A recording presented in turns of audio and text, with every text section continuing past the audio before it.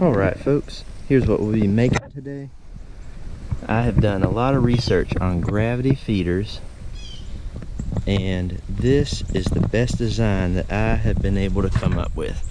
You can see I've got a 55-gallon drum set up on 2 pavers, got on the bottom, really nice galvanized lid on this thing. See the deer definitely eating on it. Holds about 400 pounds of corn. Lasts a good long time, and I'm going to show y'all how we make it.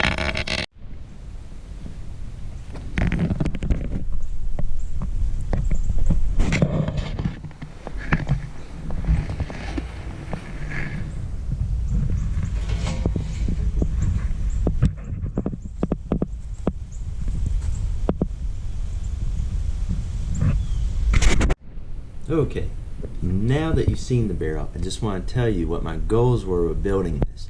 Number one, I wanted it to be super simple. I wanted it to be something that looked very natural in the woods, that wouldn't put deer off just by its appearance. Number two, I wanted it to be easy to load corn into. You can just stand there and load this thing super easy. The other thing, and what I did a lot of research into, was I wanted this thing to possibly be bear proof. And you'll see at the end of this video, I'll show you the first one that I made that I actually anchored to the ground that I think has a really good shot at being bear proof. That being said, I live in North Florida where we have smaller black bears, and I'm building mine to try and handle the bear that I have to deal with. So I'm not saying that up north, where maybe y'all have a lot bigger, stronger bears than we do, that this will work, but maybe this will give you an idea of where to start if you want to build your own bear-proof gravity feeder. Alright, before we start, here's what you're going to need. You need 1 barrel. I got mine from my local co-op for about $22.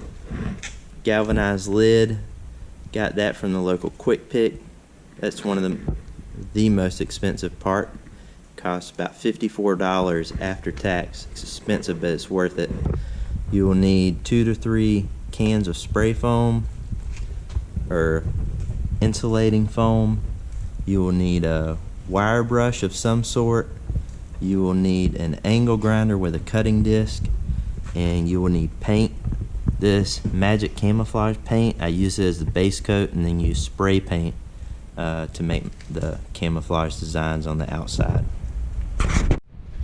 Alright, first step is you're going to prep your barrel. This was a nice clean one right off the lot. It didn't have very much rust on it at all. All I'm doing is any surface rust that you find, I'm using my wire brush attachment. Just giving it a little bit just to get that rust off, because you're already spending the money on it. You're going to paint it, you're going to put it out in the woods, and it's going to stay there a long time, so you want a nice clean barrel underneath that's going to last as long as it possibly can. Alright, one thing I forgot to mention is you're probably looking at my barrel saying that thing has a mirror shine. It's like perfect. This is the first barrel I've come across that has been this clean, and the other ones usually have some old paint on them, have a lot of rust on them, and I was able to clean this one up quickly with the wire brush attachment on my drill. But if you have a barrel, don't be scared to get a rusted up one, because if you want to treat the whole thing very quickly, you can buy this OSPO. This is a rust converter, and it preps surfaces for painting. So all you have to do is, if you have a rusty barrel that doesn't have deep rust, if it's just surface rust, this stuff will go on. You can put it in a little 1-gallon sprayer, move your barrel out away from everything, because if this stuff gets on grass, it'll kill the grass. If you do it on your concrete, see what I did where it etched my concrete? You can see I did 3 barrels at one time there. So this stuff will convert the rust over to a surface that you can paint on right away. So if your barrel is rusted up, you know, might want to order some of this stuff and just treat it. Super fast and easy when you do it that way.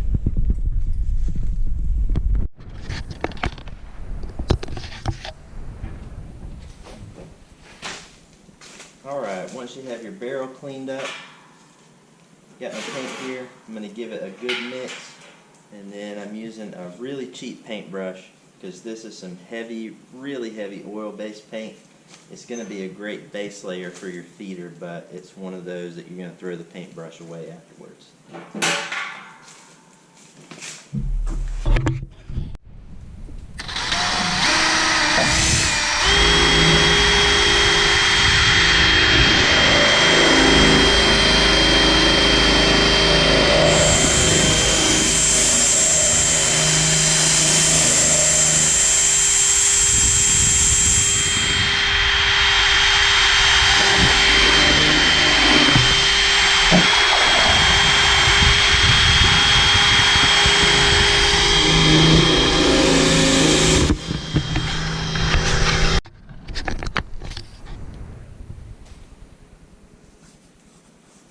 Alright, now that I've got my paint mix, I'm going to get to it.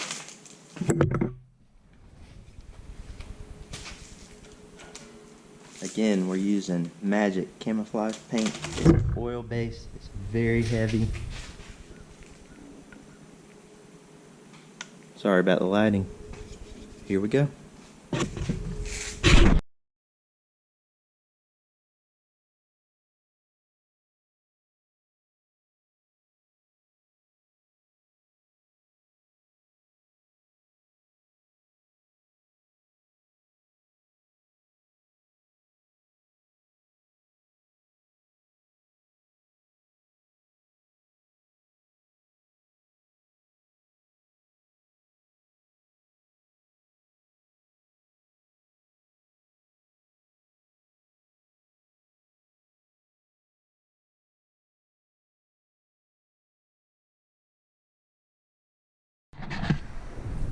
Alright, here we go. Got a nice heavy coat paint all on my barrel. Next thing I'm going to do is I'm going to grab this lid and give it the same treatment.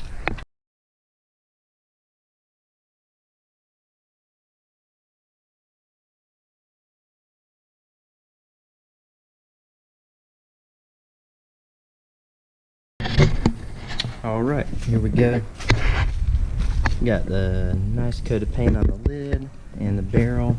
One thing I didn't say is that when you're cleaning up the barrel, you need to make sure that if there are stickers, warning labels, anything on your barrel, you need to get those off. The wire brush will do it, but take the time to do it so you don't have that underneath, because if moisture gets to it, it will eventually peel off and then you lose the paint that's over top of it too. So make sure your barrel is good and clean off with everything before you paint it. Alright, now that we've got our barrel painted, and some of you might be saying, why didn't you make the cut in the barrel before the paint? That's because we had rain coming in and I wanted to get the barrel painted with a lower humidity so it would dry, and that's why. So now we're going to do the cut. The first thing that you need to do, you need to measure to see how far the indent goes in the bottom. It looks about 3/4 of an inch. You need to make sure that you're measuring at least that high so that you don't cut into the bottom of your barrel. I've done that before and then had to weld it back shut. So make sure you're putting it high. All we're doing now is at that level we're going to draw ourselves a triangle. About like that. That's not perfect, but that's about 3 1/4. Oh, no, never mind. It didn't die. So it's about 3 1/4 by 2 by 2. So that'll be our triangle that we are cutting out to make our hole in our barrel.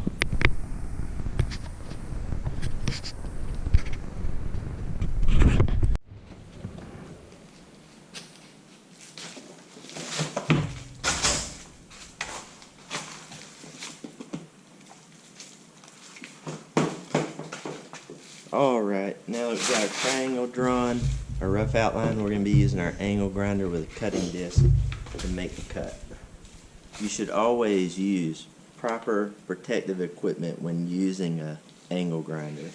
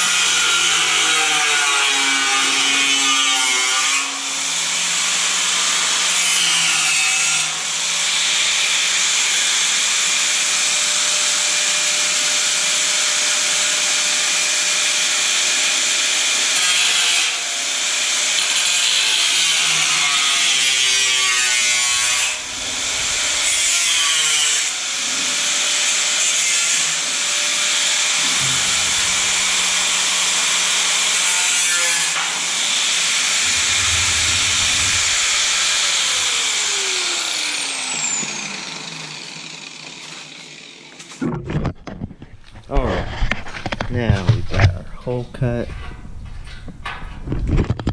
Nice triangle for the corn to pour out of. I'm gonna actually make it a little bigger and even the sides up. Okay, now I've got my triangle evened up a little more, and you can see that even using the angle grinder, it doesn't take off hardly any paint, so it doesn't really hurt to paint before you do it. So now that we've got that done, the next step will be to stand the barrel back up, and we'll be putting some foam in the bottom to funnel the corn towards this hole. Alright, so real quick before we do anything else, I noticed that I have a little bit of a lip right here between the bottom of the barrel, and while I've got it like this and I can do it, I'm going to swap out to a grinding wheel in my angle grinder, and I'm going to remove some of the material down here so I can have that lip.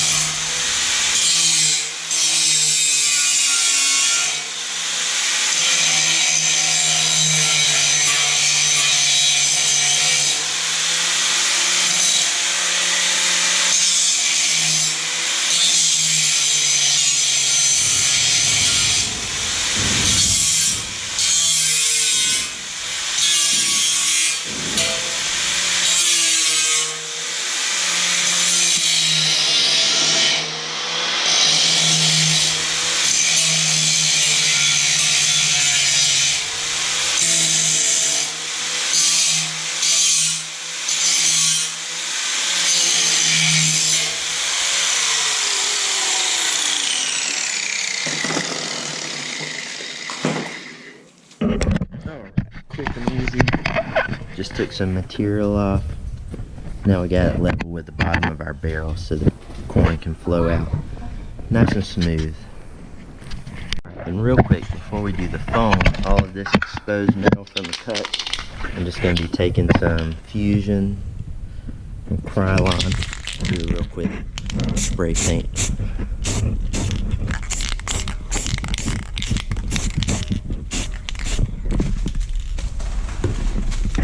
Alright, now we're going to stand her up and do the foam. Alright, welcome to the inside of the barrel.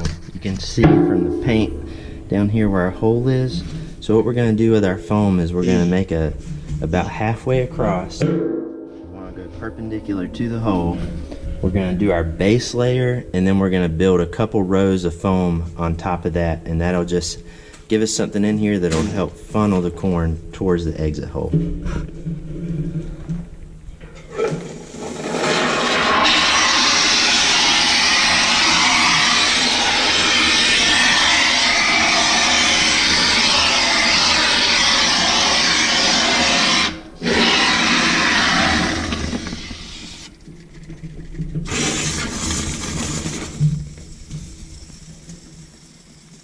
What? No. Wait, I can get something for you to stand on.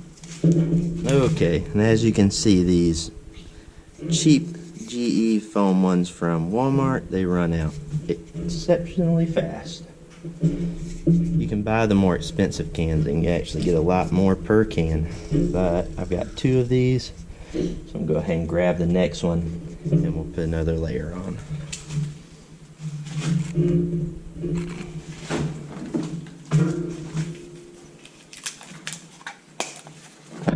Alright, so we got our first can of foam down there. I only bought 2 cans for this project, so we're going to let the first can expand some to its maximum before we put the second can on, and that way we can really shape this to help us funnel our corn towards the hole. You don't have to do this, but just know that there will be a certain amount of corn that will sit down in the bottom of your barrel that'll never feed out. That's not a big deal to you. You can just skip the foam and just fill this bad boy up with corn. Alright, we're giving our first can a few minutes here to expand, and here we go with the second can. We're trying to really make just a slope so it'll help our corn funnel down to the hole.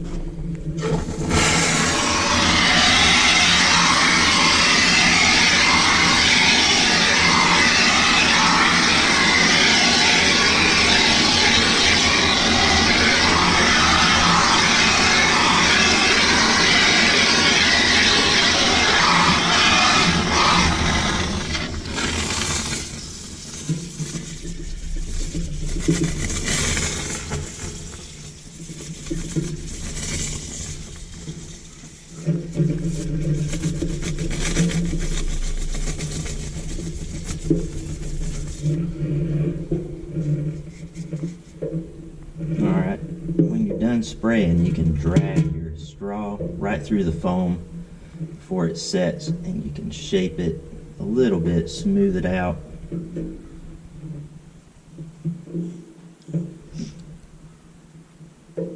It's not a big deal, and this is going to continue to expand too. That's why it's just important to get your shape kind of right.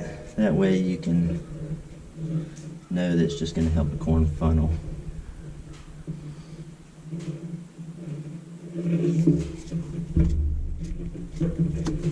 Right.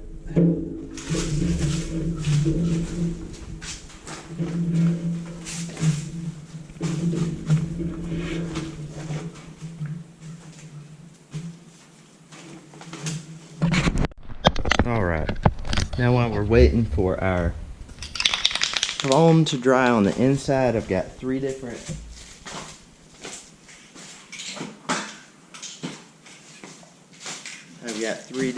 colors of paint that I like to use. Spanish moss, matte coffee bean, and some of the camouflage that's in the brown color.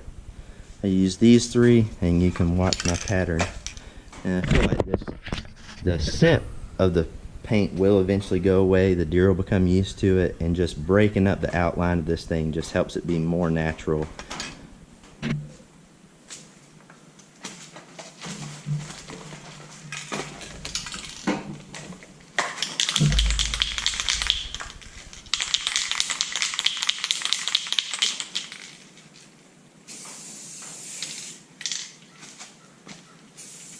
Why do you do it so squiggly?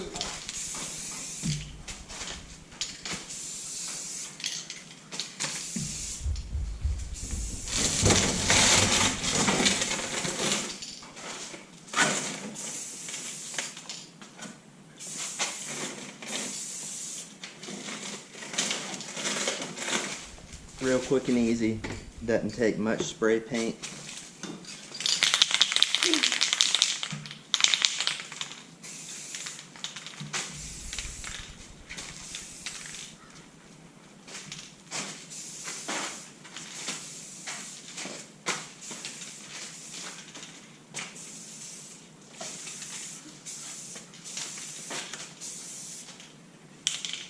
Same thing.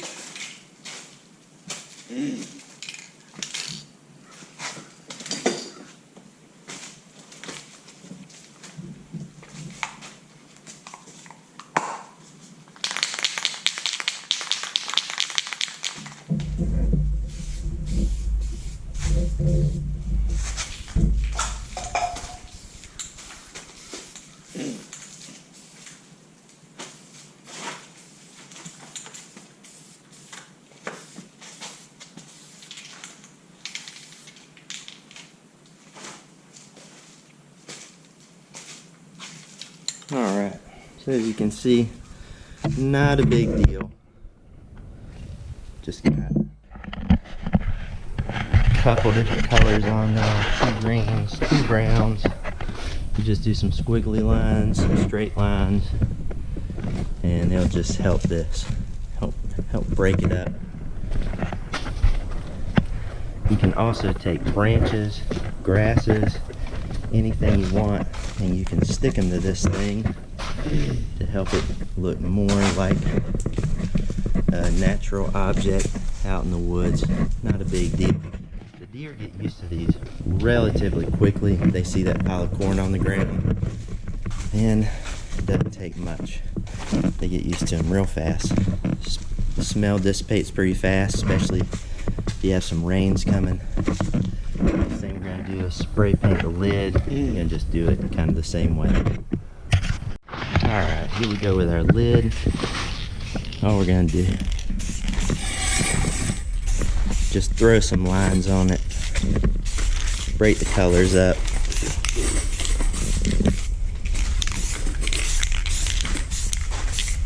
We'll do this with all 3 colors again, just to get it matching.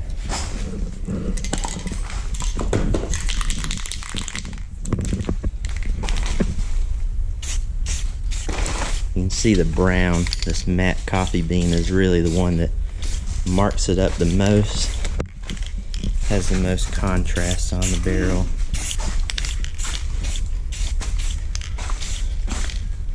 And you can get as liberal with it as you want.